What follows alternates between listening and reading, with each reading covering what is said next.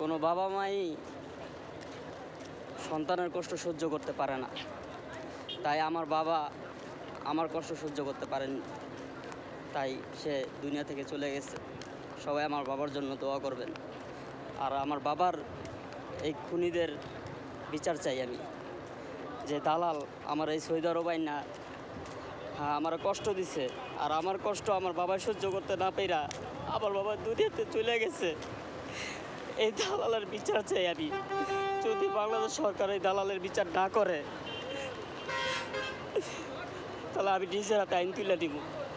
আমি বলে দিলাম, আমি এই দালালদের খুন করুক। আর এই নয়াপল্টনের এসআই, নয়াপল্টন থানার এসআই, ওই ইসলাম পুলিশ, ওই আমার দালাল থেকে ঘুষ খেয়া আমার মামলা হলে কোনো করে না।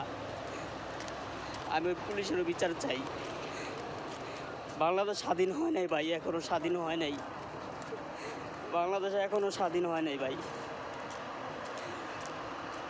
সবাই আমার ভিডিওটা শেয়ার করে দিবেন।